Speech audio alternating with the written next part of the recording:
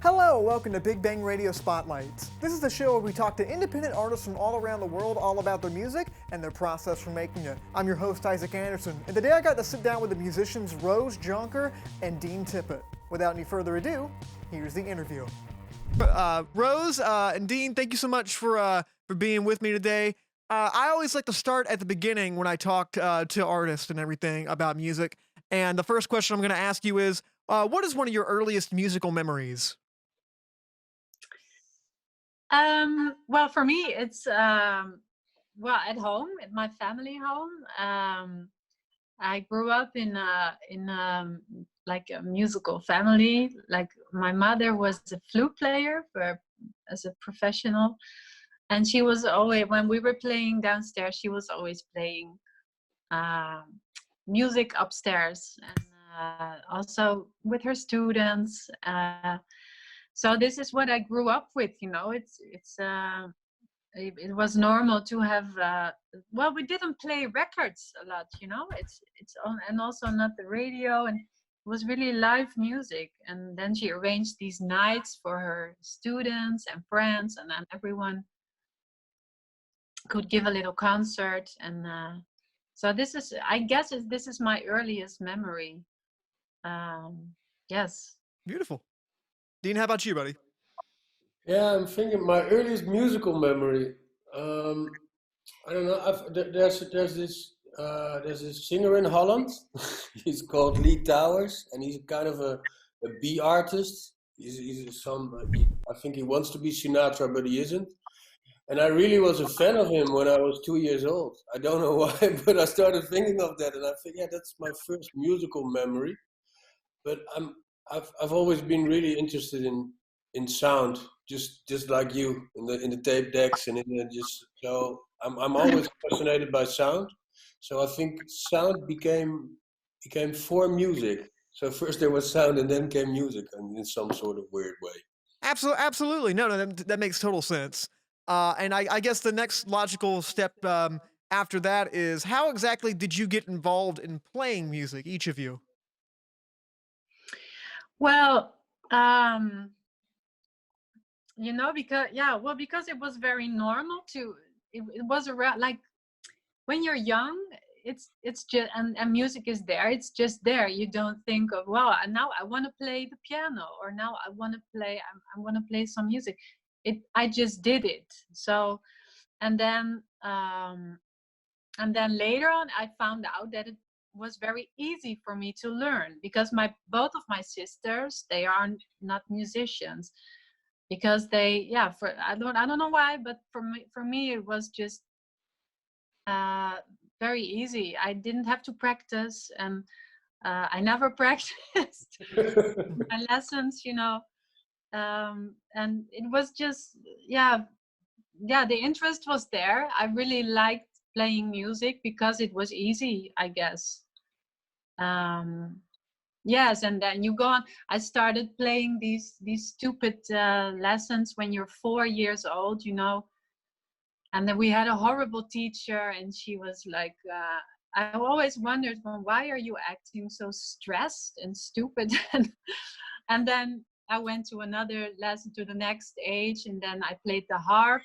I came from a very classical basis. So then I played the harp, and then for like 7 years, and then at home I played the piano, also classical pieces. I just found out myself, actually. And then later on I got saxophone lessons to be more in, I don't know, in another style of music, to get more into the pop and the jazz kind of music, but also classical saxophone.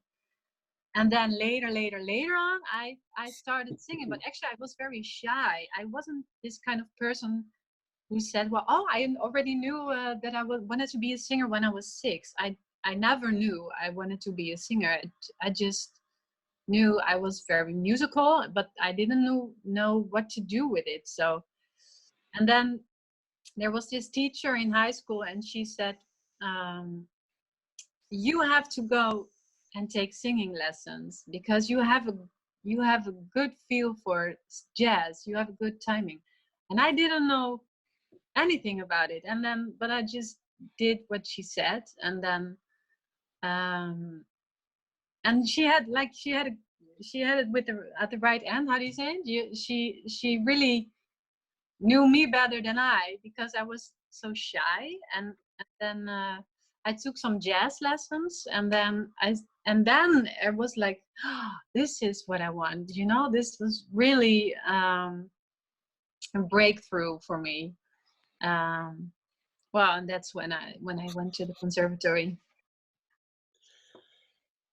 So this is like, in 5 minutes is my whole life.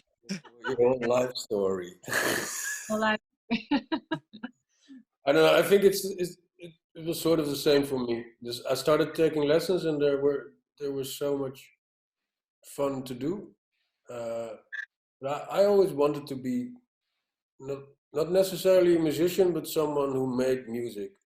So Roos is the much better musician from the two of us. But I know when I started to take lessons, the minute I could start to write a song on the instrument, I stopped trying so hard on the instrument itself. So I was always more interested in writing the songs than being a good instrumentalist or something. So I think the next thing I want to go to is your songwriting process. How exactly do you approach writing a song? Do you kind of go more for like the storytelling route of like trying to tell like a crafted story, or do you go more for like the experiential? I think the second one. I think Dean is more the storyteller, and I think I am more the way I write music is more from out the rhythm, and then the chords, and then together with the chords I make a melody, and then after and there are also like words coming, and like gibberish English, and then but then the last part is the lyrics, which is very difficult, because then you will have already the melody, and I hate myself every time again for then having this puzzle, then I have to put the lyrics on the melody. But it's just the way I write from out the melody and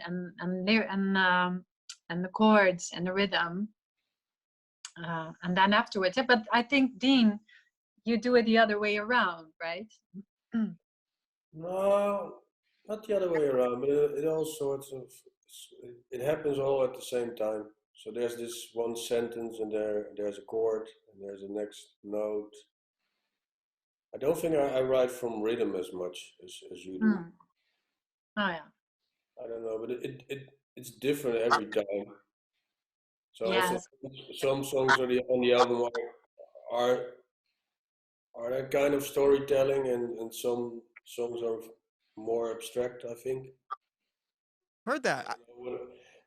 Lyric-wise, it's whatever words fit the song. What sounds nice, I don't know. Yeah. No, understood. I think both those things kind of coming together really make a wonderful sound, and I think you both play off of each other really, really well. Which I think we should hop on to your first album. Which is it or is it like how long does the go? I know it's 5 M's. Okay, I want to make sure I got that right. I was stressing about that before the interview. It's or Okay, well, your first album, it's a great introduction to your music. What was the recording of that album like? And maybe you can describe the process for the people that are watching. Well, it's already a while ago, but it was this period of time that I didn't had a lot of performances. I was touring with a big band throughout all over the world, and then it was like for 3 months there was no work. So that's when I bought a microphone, and I bought Pro Tools, and then I just decided to make some sketches, but very naive, very intuitively, and with no purpose at all. And then I showed it to some friends, like musicians, like Dean also, and Benny Sings. I don't know if you know him. I know Benny Sings, yes. And so and then they were like, wow, you have to finish this, And I was like, oh, okay, well, maybe I can just finish it. And then, but to finish it, it was like kind of struggles. making sketches is really nice, but then finished a song is a second thing, you know. But and I also had to learn everything about recording, because my living room was like one big studio, and I had to call a lot, like it's not working anymore, and then like find out all these stuff, you know. But then you know, you learn, and you just go on, and then it was finished. It was just there, and then we decided to release it, and yeah, so it was, yeah, it was a nice process to because that was also the time that I found out that I really liked making stuff, you know. It's not, you have like two ways of making music. First of all, when you go to the conservatory, you just learn to sing, play the instrument, and learn how to arrange, and learn how to improvise over known songs, especially in jazz. But there's more, like less accent on creating music, like the creativity. Of course, improvising, but not really making a song and a composition. And it's another thing, you know. So then I found out I really like doing that, and more than being on stage and singing "Fly Me to the Moon" for the 1,000th time, you know. Which is also nice. But How did you all meet? Specifically, how did you meet Dean, Rose? well, Dean, when was it? I think I was a backing vocal. I know. Yeah. I was doing well, I don't know, you know, Benny sings, right? Of course. And I started as a backing vocalist there at very beginning of his career. And then Dean, he was I was a live engineer. the live engineer, yes. Wow. Okay. We've known each other for a long time, but yeah, that was the first time, probably. Some weird festival somewhere in Holland. Yep. Yeah. And how did you find your way onto her albums, man? What? How'd you find your way into her into the music like that? Like where you're like, I can do the. I think I've been friends with Benny a little longer, and we started writing music together. And then Roos started writing music. We all just, in some sort of way, clicked, and we started making music together. It was a really special time. We're still all good friends, but we're really creatively close then. Yeah. So it all just sort of happened. Your new album, which is Roos Jonker and Dean Tippet, and it's filled with some really great smooth songs. You sent some to us at Studio 67, and we greatly appreciate it. I greatly enjoyed hearing what you guys had to put into it. What was the process of putting that album together? Well, it took a while, right, Dean? So we were like a couple of years ago, we already wrote some songs, and we decided to, well, maybe we should make a duet songs and put it on a record.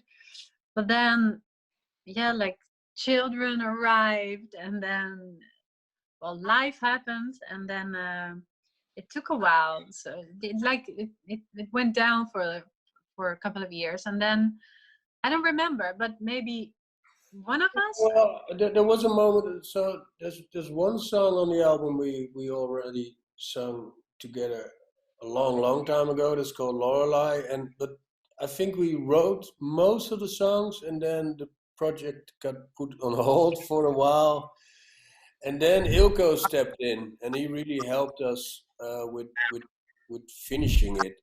So when we were recording it, it went really quick. I think we recorded it really quick. Everything was already there. Yeah, we just took a lot of unnecessary time to finish it. Hey, I think it was well worth it for sure, because that's just a sound that it's very, like I said earlier, it's very easy to listen to, and it just kind of makes you feel good, makes you feel very relaxed when you listen to it. I think we ourselves were already really comfortable with the songs because we knew them so well. Yeah. I think that's what you also hear on the album. Yeah, that definitely comes through just how like comfortable you are with the songs, and like you can tell that like basically like this is something that like you guys got it down. Essentially, is what I'm trying to say. You guys got it good. So I know as of the time of recording this, the whole COVID-19 coronavirus thing has kind of put a lot of live shows on hold and everything. But what is next for your music? Do you have any new stuff that you're working on? I know you just got done working on this, but do you have anything that you got planned? Yes, well, actually, I had the plan to I have already some new songs which I wrote on my own. So the next thing I had in mind was the new solo album. So what I have to do now is, yeah, in between all this COVID chaos, I have to find time to finish it. And I hope, yeah, the plan was to finish it this year and then to release it afterwards. So Awesome. I hope it will work. Yeah. I'm sure it will. I'm sure it will. You sound like you got a good grasp on what you want, and it seems like you have the talent to see it through. Well, if people want to actually keep up with what you're doing, how can people find you on social media? Well, it's on Instagram, Facebook, and especially Instagram and Facebook, and then Twitter. It's just my name, Roos Jonker, of Roos_Jonker. And this is where we post all the things, all the new singles. Next week we have our new single coming out. And this is all, so where you can find all information there. Wonderful, wonderful. Well, guys, thank you so much for talking to me. I really do appreciate it. I had a blast talking with both of you. But before we go, I do want to ask you one more question. I end all my interviews like this. We at Studio 67 have a show called Big Bang Cinema. I host this show. Along with a musician, I am a big movie fan. I love cinema, and I think the two art forms are very closely related, and I find that musicians also really love film for the most part. And I was going to ask you right before we go, each of you, what is your favorite movie? Well, I had it like a documentary. It's a final exam project, I guess. I had to write it down. Bayam Basuran Dawa and Luigi Falorni. It's like a documentary, and it's called The Story of the Weeping Camel. Ooh, that sounds like a fun time. It's a beautiful documentary. Yes. Okay, well, what is it about? I'm just curious. Well, it's about it's a final exam project, and someone went to this area where they have camels. Of course, I don't remember exactly the place, but it's a family, and they live with their camels. They're really important. And then there is like a baby camel. It's albino. It's like completely white. And his mother, because of the birth was so heavy and the birth was so painful, the mother, she didn't accept her baby. And then it takes some time, and yeah, well, I'm not gonna say everything. Yeah, no, it's all good. You described enough. You've got my interest now. I'm gonna look it up. Beautiful, yeah, it's really beautiful, and you should watch it. Awesome, I definitely will. Dean, how about you? I always say Rumblefish is my favorite movie. I'm not even sure if it's my favorite movie, but it's a movie by Francis Ford Coppola with Matt Dillon, and you have Tom Waits as a bartender, so you can't go wrong there. And the whole movie's in black and white, except for the fishes in the pet store. And I don't know, I've seen it a lot of times, and the first time I saw it, it just blew my mind away. But I'm not even sure anymore if it's my. It could also be The Breakfast Club. It's also one of my favorite movies, so I have a lot of favorite movies. Thanks to Roos and Dean for sitting down with me and talking all about their music. By the way, we forgot to mention in the interview that you just watched that Roos is actually having a crowdfunding campaign going on to make sure her record gets on vinyl. So if you're interested in that, we put a link in the description. If you guys want to see more interviews just like this, you can go to facebook.com/Studio67NCC, youtube.com/NashComCollege, or you can find us on Instagram at Studio67NCC. Thank you all for watching. I'm Isaac Anderson, and until next time, stay lovely.